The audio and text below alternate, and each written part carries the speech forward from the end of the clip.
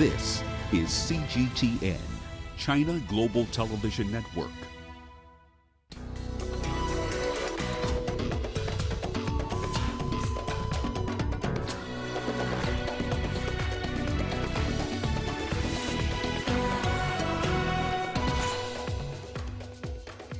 Mali's interim Vice President Colonel Assimi Goïta confirms seizing power hours after the President and Prime Minister were arrested. Thousands returned to their destroyed homes after Congo volcanic eruption. We have updates on the humanitarian situation. And Ghanaian President Nana Akufo-Addo rallies Africa to produce its own COVID vaccines. Welcome to Africa Live on CGTN with me, Beatrice Marshall, in Nairobi. We'll bring you the details of those stories in just a moment. But first, here's Ramanyang with the day's business headlines. Rama. Thank you very much, Beatrice. Here's what's coming up in the course of the hour. The United States has lifted a ban on imports of tobacco from Malawi. And South Africa's struggling power utility makes gains in reducing its enormous debt load. We'll have the details on those stories and lots more coming your way in the course of the hour. For now, let's start with the latest in current affairs with Beatrice. Rama, thank you. And let's begin in Mali, where the country's interim Vice President, Colonel Assimi Goïta, says he has seized power. Goïta says the transitional President Bando and Prime Minister Mokta Wane failed to consult him about the formation of a new government. The two were arrested and taken to a military base outside the capital on Monday evening. The two men were in charge of a transitional government created after a military coup in August that ousted President Ibrahim Boubacar Keïta. They were tasked with overseeing a return to democratic elections next year. The United Nations, the European Union and regional countries have all condemned the military's actions and demanded the immediate release of the detained leaders. Goïta has also announced that the elections would be held next year as planned. Well, we earlier spoke to CGTN's Deji Badmus on the leader's arrest. Let's listen into what he had to say. Well, let's start off with the situation in Bamako, Beatrice. It's a very tense situation, and as a matter of fact, that tension had been building even before this event because there's been growing discontent against the transitional government in that country. The people do not seem to trust the military, that they are going to stick to the transitional timetable. But what has actually happened, the immediate course of what happened there yesterday is the cabinet reshuffle that was carried out by the president and the prime minister of that country. There was a cabinet reshuffle. Two key military leaders now who were instrumental, who played a very vital role now in the coup that happened last year now, actually lost their ministerial portfolios. ECOWAS, of course, is sending a delegation to Mali on Tuesday. That delegation, of course, would have to meet with the leadership of that country, especially the military now, to try and resolve this and then remind, of course, the government that it needs to stick to the timetable. This clearly shows the military is divided. The military is actually not concentrating on its constitutional role of protecting the country, and that's why we've continued to see jihadist attacks in parts of the country. We saw one just a couple of weeks ago in that town known as Segu, just about 155 kilometers from Bamako. And as we speak today, swathes of territory, are controlled by this jihadists. So the Malian military is very weak. It's been just too much involved in politics and has essentially abandoned its security role. So this is actually not good, and there's no question at all that jihadists would want to take advantage of this distraction, huge distraction, let me put it that way, and try to probably carry out more attacks and take more territory. So it's the reason why ECOWAS leaders are trying as much as possible to resolve all of this as quickly as possible to ensure there is civilian rule in that country so that the military can go back to its constitutional role of providing security for the people of Mali and protecting the territorial integrity of that country. Geologists say an earthquake with a magnitude of 5.3 has occurred between the border of Rwanda and the Democratic Republic of Congo on Tuesday. The tremor poses a threat to another eruption. Over the weekend, a catastrophic volcanic activity at the Nyiragongo Mountains released lava and toxic fumes. It led to the deaths of 32 people and displacement of close to 25,000 others. Earlier, we spoke to Chris Ochamringa in Kinshasa for more on this story. The head of the Congo Volcano Observatory has warned people to keep away from 10 areas in Goma because it says they have noticed some tremors, some earthquakes in parts of Goma and even neighboring Rwanda, and he believes that they could be another eruption. And so people have been warned to steer clear from those areas. People are very worried. Their parents who have been searching for their missing children. UNICEF says there are more than 170 children who have been separated from their parents.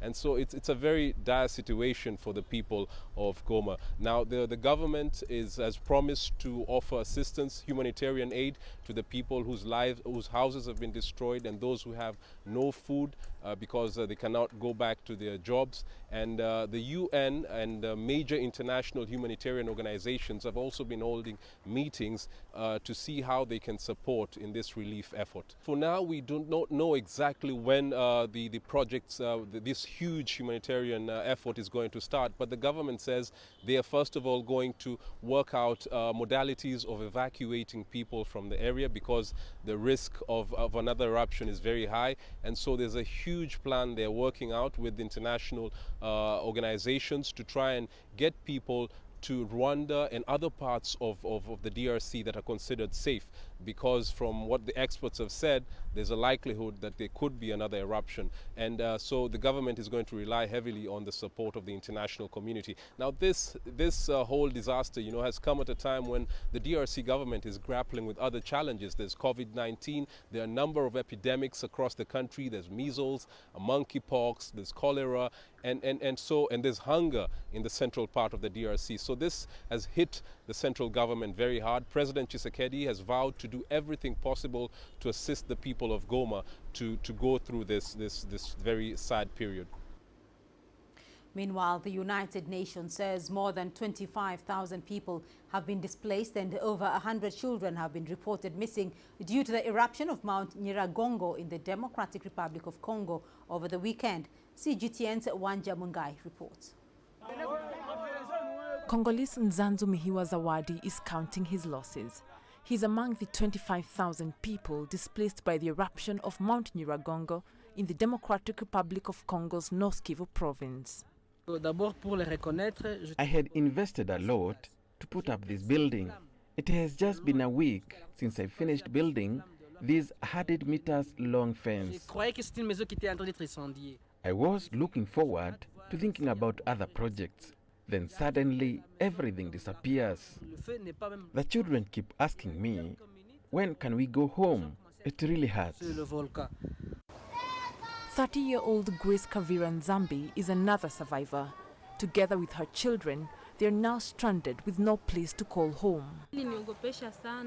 I say to myself, we are leaving but won't get anything back later. We won't find anything left. And I didn't even know if we would get to where we were going because we didn't even know which way the lava was flowing. I say to God, lead us to choose the right path. The United Nations Children Fund UNICEF says 32 people have died following the eruption and the death toll could still rise. With smoke still rising and fire still smoldering, geologists say there is potential threat for more lava flows. I don't know what will become of us. I ask authorities to get involved in our cause and find us a home.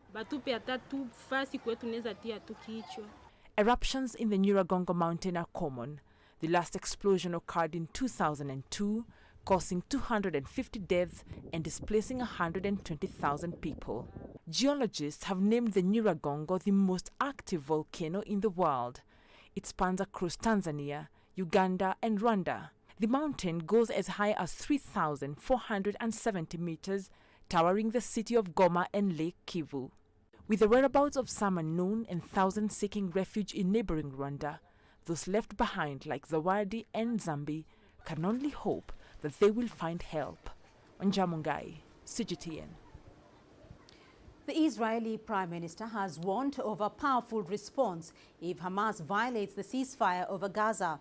Benjamin Netanyahu made the remark following a meeting with U.S. Secretary of State Antony Blinken. Blinken is on a regional tour in hopes to bolster the truce that ended 11 days of conflict between Israel and Gaza militants. He has also vowed to rally international support to speed up humanitarian aid to the Palestinian enclave. Israeli authorities say they have allowed fuel, medicine and food earmarked for Gaza's private sector to enter the territory for the first time since hostilities began on May the 10th. Stephanie Freed has more. Adding to what Prime Minister Netanyahu said, he talked about preventing Hamas from rearming itself and that was discussed as well. He said that opposition on Israel's side was voiced to the U.S. rejoining the Iran nuclear deal, the 2015 deal, and that has been expressed repeatedly from the side of the Israeli government, specifically Benjamin Netanyahu. So that was part of their discussions. On the Secretary of State Blinken's side, he talked about demonstrating the commitment to Israel's security from the Biden administration, restabilizing the area, bringing stability to this region, specifically Palestinians, Israeli, Gaza, and the region in general. He talked about a commitment to reconstructing Gaza as well. He talked about rebuilding relationships between the White House and the Palestinian Authority. Let's take a closer listen to what Secretary of State Blinken said. The United States will work to rally international support around that effort, while also making our own significant contributions, including some that I'll announce later today. We'll work with our partners closely with all to ensure that Hamas does not benefit from the reconstruction. And Secretary of State Blinken also talked about profound loss on both sides in the recent escalation between Israel and Gaza. He talked about U.S. commitment to replenish Israel's Iron Dome anti-rocket defense system, and he confirmed that there was talk around the return to the Iran nuclear agreement. An initiative co-led by China, known as the Group of Friends on the Safety and Security of UN Peacekeepers, is calling for more to be done to protect the blue helmets. The head of UN peacekeeping operations says at least 15 peacekeepers have been killed since January due to malicious acts. CGTN's Robert Nagila has more. With over 40,000 peacekeepers involved in 25 UN peacekeeping missions spanning 30 years, Chinese peacekeepers have left their mark in more than 20 countries. In Africa, Chinese peacekeepers have been involved in the Democratic Republic of Congo, Liberia, Sudan, South Sudan, Mali, and the Central African Republic. China has also set up a standby peacekeeping force, helped train foreign peacekeepers, and provided military aid to the African Union for their peacekeeping operations. On April 27th this year, the Group of Friends on the Safety and Security of UN Peacekeepers, a joint initiative by China, Brazil, Indonesia, and Rwanda, was launched. Co-chaired by China, it brings together 49 countries and seeks to enhance peacekeepers' capacity and improve their security. A message echoed during open debate by the UN Security Council on Monday. Ensuring the safety and security of peacekeepers is key to enabling them to perform. Conversely, good performance from all mission components, including through a proactive and robust posture, has the potential to enhance the safety and security of peacekeepers. Since 1948, there have been at least 71 peacekeeping operations. In that time, more than 3,000 peacekeepers have been killed. So where we see, conflicts have proliferated, conflicts have become more complex and complicated, and then you've seen where the peacekeepers themselves have become deliberately targeted. Currently, there are over 87,000 peacekeepers from 121 countries deployed in 12 peacekeeping operations, 6 of them in Africa. Among the permanent members of the UN Security Council, China is the second largest contributor to the peacekeeping budget and the largest troop contributor, with more than 2,500 Chinese peacekeepers serving in 8 missions. Robert Nagila, CGTN, Nairobi, Kenya. An annual conference on international security has been moved online this year due to the pandemic.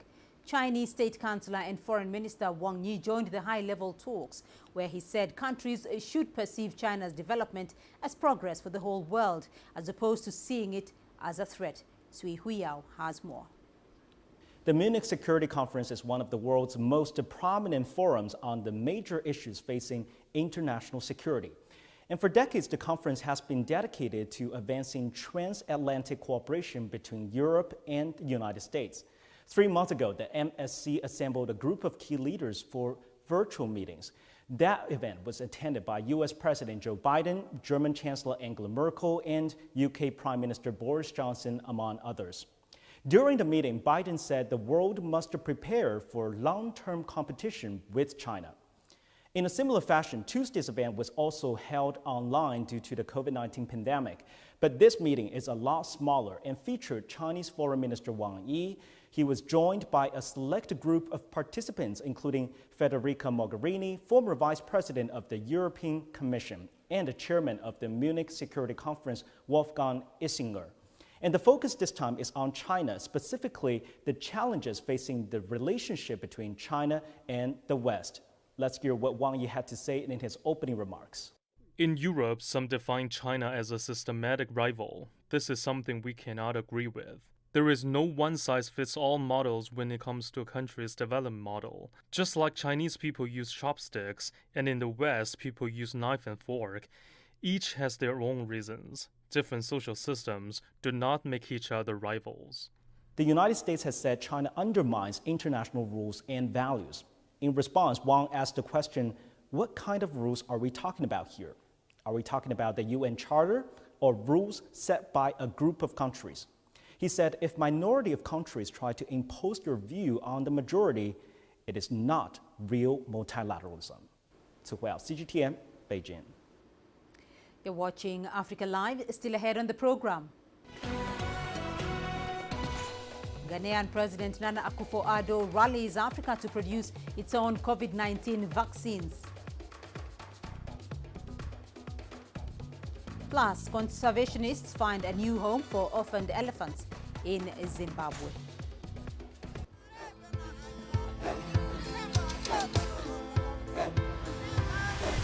Africa is a continent of diversity, with varied climates and enchanting geography, and a people so distinct, but with a shared enduring spirit.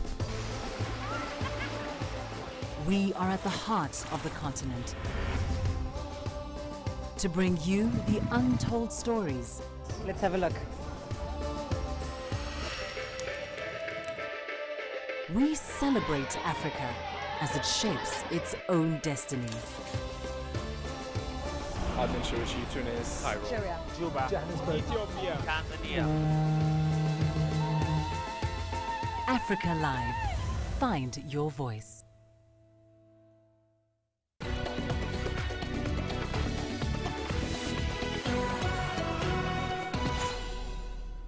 In a sign of improving diplomatic ties between their two nations, the Egyptian and Qatari foreign ministers have met in Cairo. It is the first such meeting in nearly 6 years. Egypt and Qatar appear to be trying to normalize their bilateral relations, which they cut off in 2017. The two ministers discussed the situation in Gaza and other regional issues, including the Grand Renaissance Dam talks. Here is Adil Mahroui with more details. Egyptian Foreign Minister Sameh Shoukry and Qatar's Deputy Prime Minister and Foreign Minister Mohammed bin Abdulrahman Al Thani held their first one-on-one meeting since the two nations severed ties in 2017. The talks held in Cairo show a significant improvement in diplomatic ties following the signing of Al Ula Accord in Saudi Arabia in January. The agreement ended the diplomatic differences between several Gulf nations, Egypt and Qatar. This is a very important visit that shows improvement in the Egyptian-Qatari ties after a period of barren relations. Qatar is approaching Egypt to mend these ties, which is a regional target to restore stability. The Qatari minister comes from Sudan, where he's been discussing tensions with Ethiopia. Egypt will be exploring what Qatar can provide in addressing the Ethiopian issue. Doha is home to Hamas's leaders, which makes cooperation with Cairo over the developments in Gaza inevitable. Also, since 2013, Qatar became one of the main sheltering nations for members of the Muslim Brotherhood, a group which Egypt banned after convicting its members over numerous terrorist plots. Security cooperation is the most important hanging issues between the two. Egypt wants Qatar to hand over prominent leaders to the Muslim Brotherhood who are convicted in criminal court cases in Egypt. If Qatar responds to that vital demand, ties could quickly normalize. Otherwise, I believe tension will last. Since the two nations resumed ties earlier this year, Egyptian officials have not paid Qatar any diplomatic visit. It's an indication that Cairo is still not feeling comfortable to completely normalize relations. The statement released from the Egyptian Foreign Ministry after the meeting was formal and lacked details about the topics discussed. It announced, however, that the two countries investigated means to enhance cooperation and resolve hanging issues through the foundation of a legal committee that will convene routinely. Adel Mahroui, CGTN, Cairo. Today marks the 58th Africa Day, formerly known as the African Freedom Day. It commemorates the founding of the Organization of African Unity in 1963. The South African National Space Agency organized a webinar to mark the day titled Africa Day, Expanding Africa's Data Currency. It showcased innovative solutions and partnerships that are shaping Africa's future. Here's Angelo Coppola with more. The National Space Agency is an essential component of South Africa's economic and social development. SANSA becomes very critical for South Africa in ensuring that we build a capable state through knowledge generation that's space-based, as well as building capacity, not just on the downstream segment, but also looking at the upstream. The agency is developing some exciting programs, like the Maritime Awareness Constellation. We have more than 38 sea states, which needs to protect its marine resources, which to ensure that there's governance protections of those resources in the oceans. And satellite data becomes very critical for that. And we see SANSA playing that role in expanding what we've worked with the Department of Agriculture, of Environment and Forestry, in building what we call the National Oceans and Coast Information Management System. This system is a system that we can expand to the whole of Africa to ensure that Africa becomes transformed in terms of the digital oceans and manage its marine resources. On a continental level, space science is playing an increasingly important role, especially when it comes to the 17 Sustainable Development Goals. And so if you go along those various SDGs from a social, economic, and then environmental issues, you can touch all of that from space technologies. So it's Earth observation, telecommunications, accurate location positioning like GPS, and there's quite nice examples of how that's coming to really to the fore when we're talking about COVID-19. Interest in space science is growing on the continent. Rwanda and Uganda are the latest countries about to launch their own space agencies. In 2019, the collective budgets across the continent from space programs was around $250 million, whereas in 2020, that's gone up to around $490 million.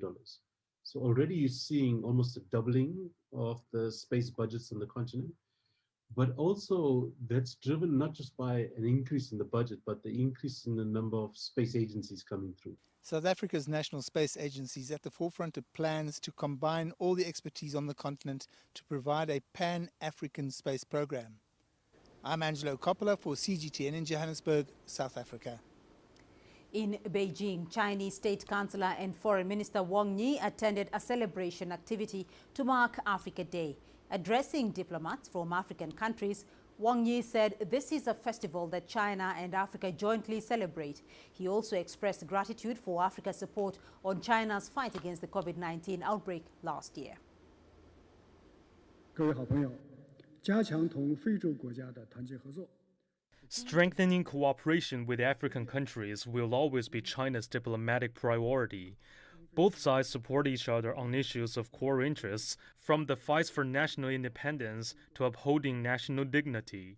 China wants to push bilateral cooperation to one of higher quality, such as in areas of climate change, digital economy, and human resources. China is looking forward to the China-Africa Cooperation Forum to be held at the end of the year.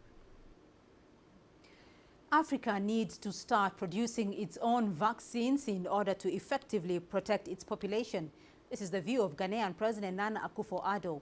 He made those remarks when speaking at the opening ceremony of the 4th session of the 5th Pan-African Parliament in Johannesburg, South Africa. CGTN's Yolisa Njamela has more.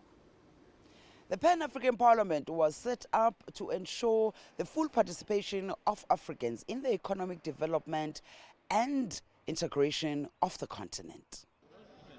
The Parliament is also intended as a platform for people from all African states to be involved in discussions and decision-making on the problems and challenges facing the continent. This 4th session is a week-long program that will see African parliamentarians engage under the African Union 2021 theme, Year of Arts, Culture and Heritage. The opening session was dominated by concerns regarding the COVID-19 pandemic, particularly the role that African leaders need to play to ensure the protection of the people of this continent and not depend on the generosity of others. A number of speakers agree that in order for these leaders to achieve that, unity is key. One thing the pandemic of COVID-19 has taught all of us is that we must hasten the process of regional and continental integration, because acting together will boost our capacity to succeed.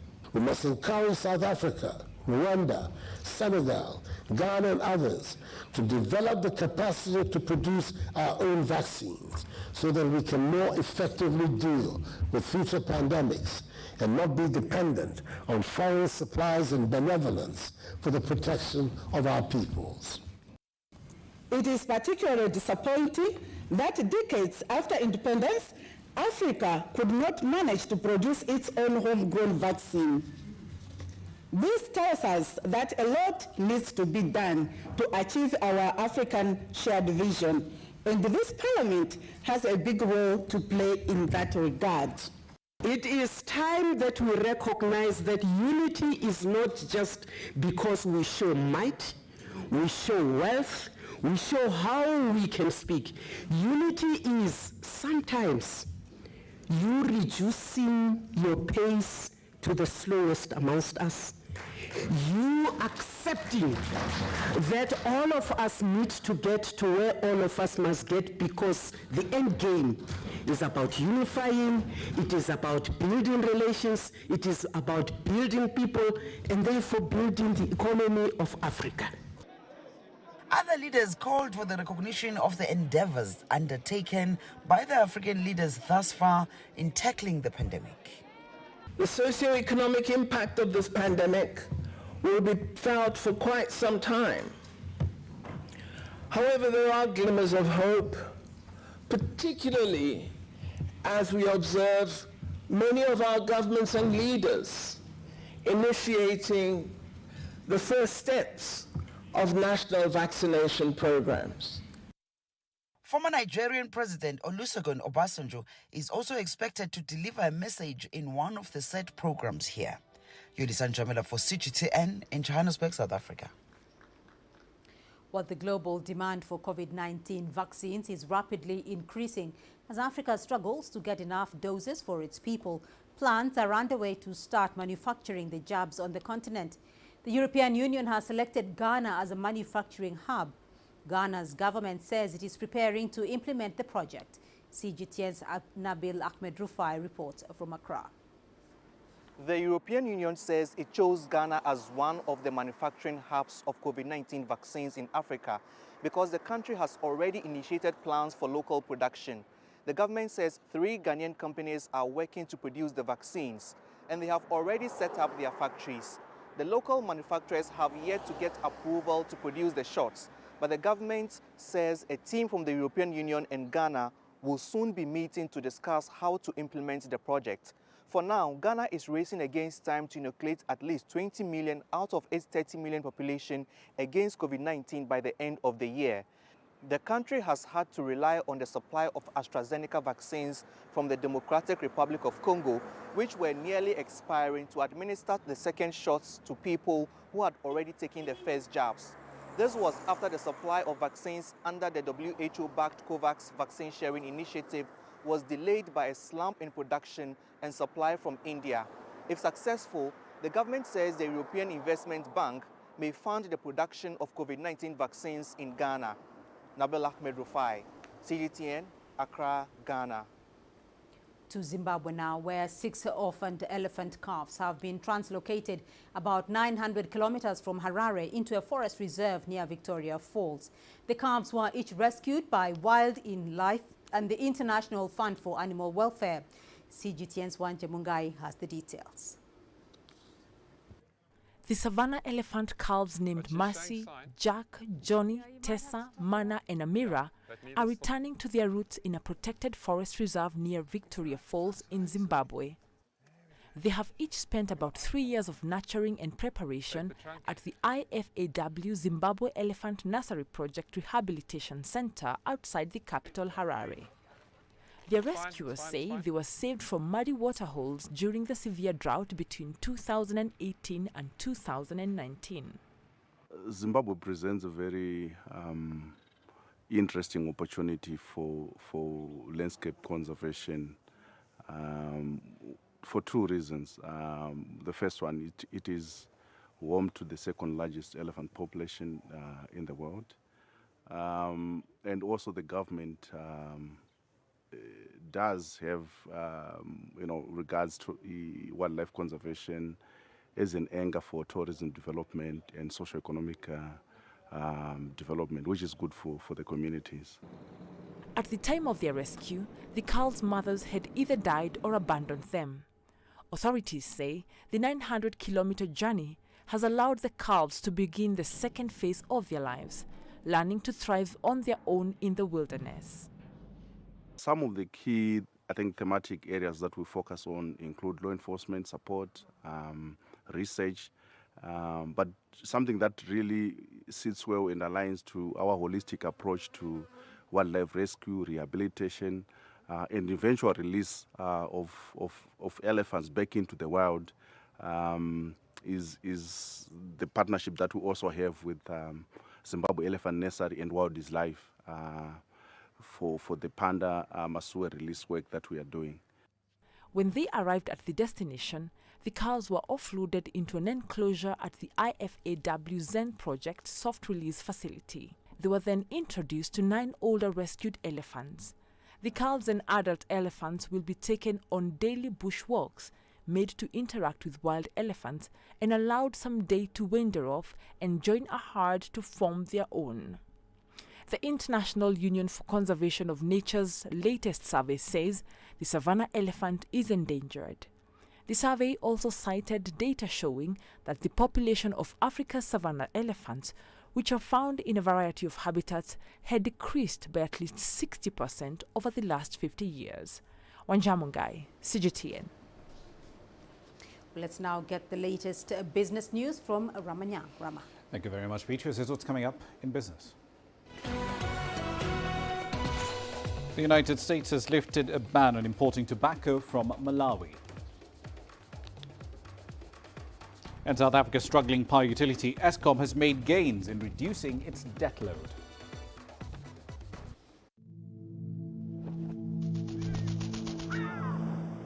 How will your world change today? What happens here?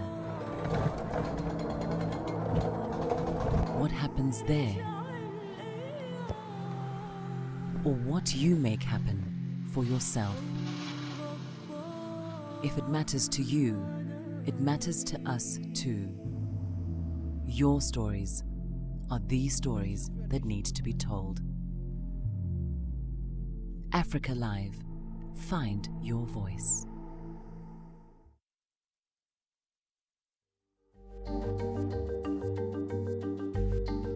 Africa Live. Find your voice.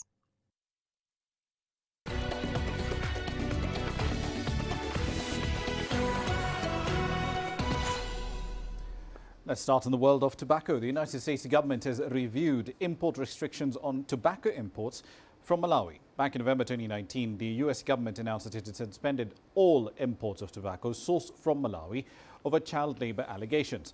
Now, the ban followed a decision by human rights lawyers to bring a case against British American Tobacco in the High Court in London over child labour used in Malawi's tobacco fields. In that particular case, lead day lawyers are acting for nearly 2,000 claimants, that's children and their parents. They expect that up to 15,000 more will join the case. A statement issued by the U.S. Customs and Border Protection Agency, however, says effective May 21st, certain tobacco imports from Premium Tobacco Malawi Limited will be admissible at all U.S. ports of entry. On to South Africa now. The country's Public Enterprises Ministry says the struggling state power utility Eskom reduced its mountain of debt by almost a fifth over the last fiscal year. According to Pravin Gordhan, the debt load reached a high of $35 billion over the 2020-2021 fiscal year, but by the end of March, it stood at roughly $29 billion.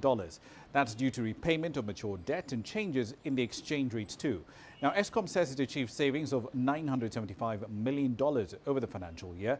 The utility supplies roughly 95% of the country's electricity needs, but it's been struggling to meet demand adequately for years now.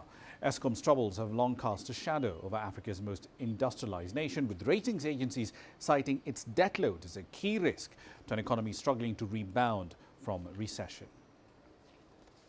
Still in that general region, on to Zimbabwe now. The country suspended maize imports, citing a huge harvest of that staple crop this year after several years of shortages. The Southern African country last spent $300 million on maize imports, and donors are feeding more than half of the population due to successive droughts. According to the government's latest crop and livestock assessment report, the country will harvest 2.7 million tons of maize in this cropping season. That's 3 times last year's entire output, and it's more than the country's annual consumption, and it's the highest yield in 20 years. Zimbabwe's maize harvest will be nearly 200% higher than last year and 130% above average. Young people make up roughly 60% of Zimbabwe's population, generally anyone under the age of 35. And many of them have been taking up agricultural activities in recent years. Some students at local science and tech institutions in the country are coming up with interesting ideas aimed at making farming easier and a lot more convenient. CGTN's Alexandra Majala has the details. In the past, to Zimbabwe's youth, like their counterparts in many parts of the world, farming was often looked upon with indifference. But the tables are slowly starting to shift. A growing number of youth have decided to take on agriculture as part of economic emancipation. People tend to look at agriculture as a dirty job. They see it as a messy job. At one point, I was really ashamed to tell people that I'm doing agriculture at school. Recently, people have been showing a lot of interest in agriculture. I'm very confident that in the next 5 years, the numbers are going to be large, or going to be somewhere really big. For such farming exploits to pay off, there is a need to embrace modern technology. This will see a shift from old conventional methods. Already, we are adopting the use of smart technology. So I think in the near future, we are going into the era where we are going to be using the smart technology more than the traditional ways. Zimbabwe's youth make up 60% of the country's population. Therefore, government efforts to empower them in different sectors, which include agriculture, are continually hailed. We've seen a rise this year of young people who have been involved in farming and successfully carrying out their farming activities, which shows you that young people are actually a key element in terms of economic development. So this is something that we really appreciate. If the government continues to support us as young people, there's a lot that we're able to achieve as an economy. Zimbabwe's youth are combining farming and smart technologies in effective ways that might turn around the nation's fortunes, making it once more the breadbasket of Africa. Alexandra Majala for CGTN.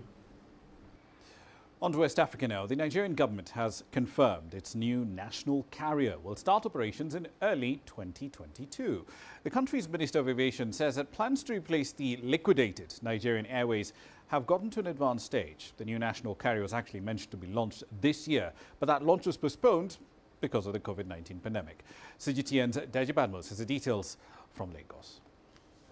The plan to get a new national carrier for Nigeria after the old one closed shop in 2003 has been in the works for close to 5 years now. But after several postponements of the launch date, the man who is overseeing the entire project says 2022 is the new date. It is our intention to have the national carrier running in 2021, which is this year. Unfortunately, due to COVID, which took the greater part of last year, since March last year, activities are almost impossible.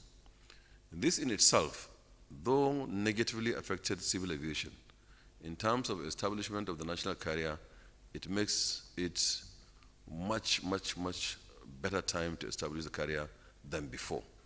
Of course, for obvious reasons, we now have access to the equipment, that they will come faster to us.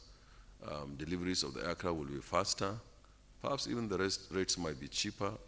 Unlike its predecessor, Nigerian Airways, the new national carrier, Nigeria Air as it's been called, is expected to be mainly private sector financed and managed.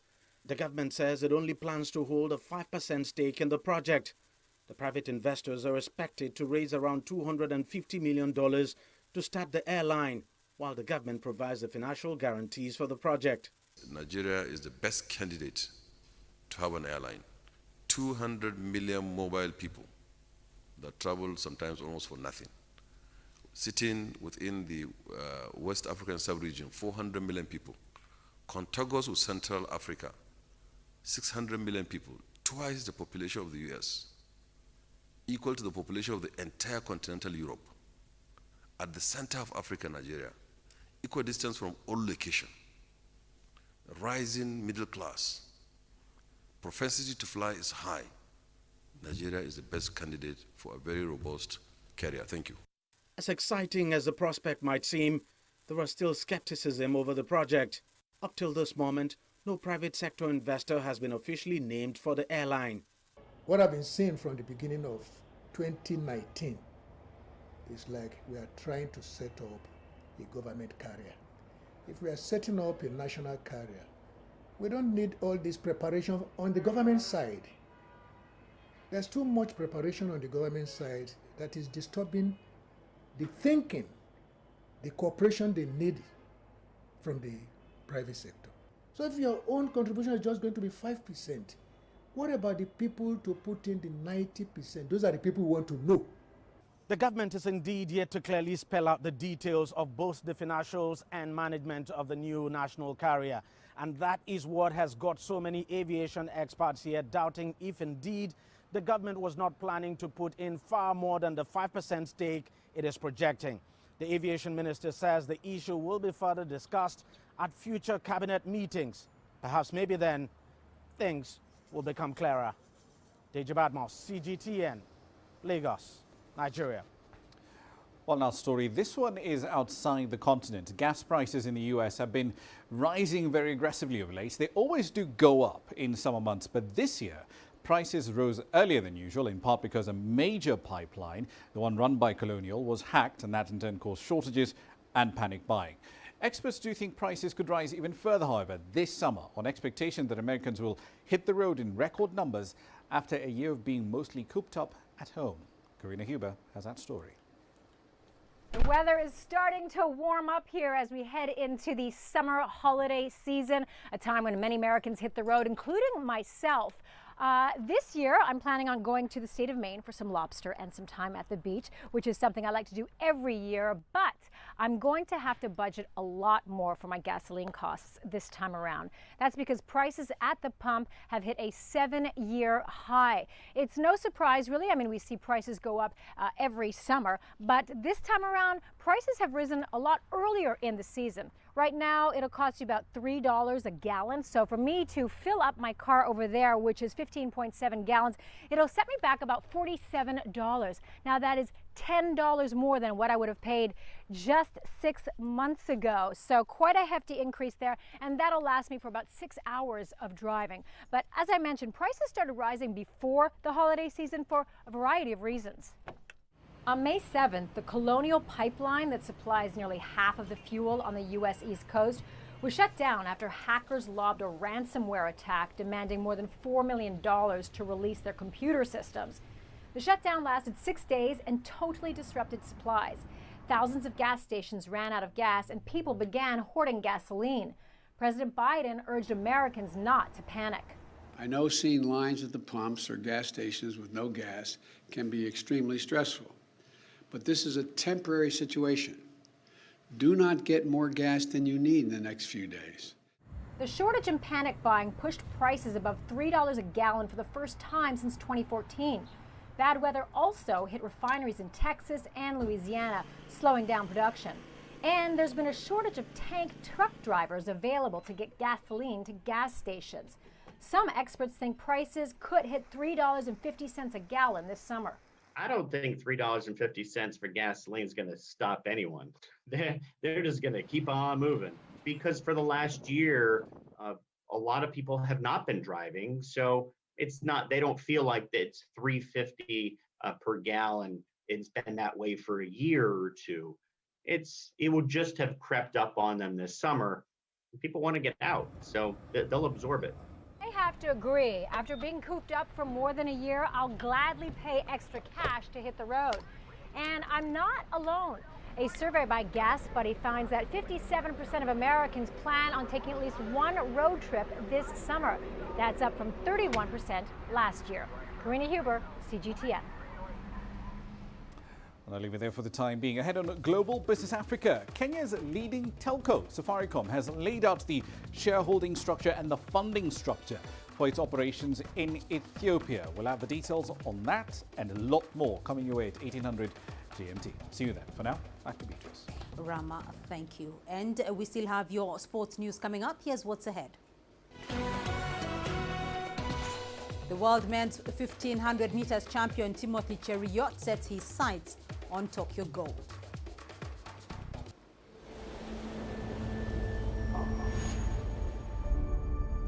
How would you create your legend? On the fields, on the tracks, in the arenas of Africa. Were you born to be a player? Could this moment be yours?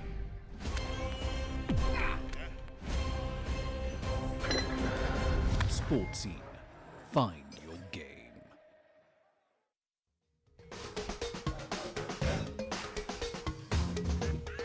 Africa Live. Find your voice.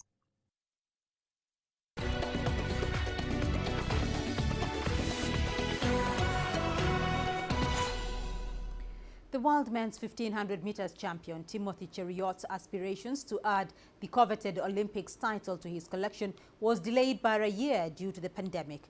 With Tokyo 2020 around the corner, the Kenyan middle distance star is hoping lightning does not strike twice as he prepares to open his season at the Doha Diamond League meeting next weekend. CGTN's Mohamed Abubakar reports. At a private school grounds in Nairobi, Coach Bernard Ouma is yelling instructions to his Rongai Athletics Club runners. Among them is world men 1500 meters champion Timothy Cheruiyot. Having just missed qualification to the Rio 2016 Olympics in Brazil, Cheruiyot is determined to make up for lost time by punching his ticket in Kenya's team to Tokyo 2020. In 2016 I missed Rio because I was number 4 in trials. So I need to make a Kenya team. So we're having a trial, and then when I'm there, if I make a team for Olympics, I need to be having a medal in Olympics. That's something I lack for, in my career. Training, however, has been a challenge to Cheruiyot and his RAC stable mates. Last year was bad. This year, I don't think it's going to be as worse as last year was, but we are prepared for any eventuality. The global pandemic that forced the games to be postponed by a year has seen Ouma change his coaching methods. We live together, all of us, so that means the bubble is working for us, and we try to keep up to the adherence of the COVID protocol as stipulated by the various organs. This is the Ministry of Health and the World Health Organization. That's why you see most of the time our mask, ensuring that we travel in designated transport system to training, and we've zeroed our training within our vicinity. This is the track and into the national park. Luckily, the animals don't have COVID, so that's what we interact with most of the time. The world champion and three-time Diamond League winner has had to adapt to the new order following the resumption of sporting activity under strict COVID-19 countermeasures. When we go to races, we normally go and there and train, but now you are going there and stay in the room. It's a bit challenging, yeah. No Kenyan has medalled in the men's 1500 meters at the Olympics since Asbel Kiprop won gold at the Beijing 2008 Summer Games, only after the previous winner was banned for doping. Cheriot is hoping that the delayed Olympics will act as a good luck charm to his gold medal ambitions in Tokyo. Mohamed Abubakar, CGTN.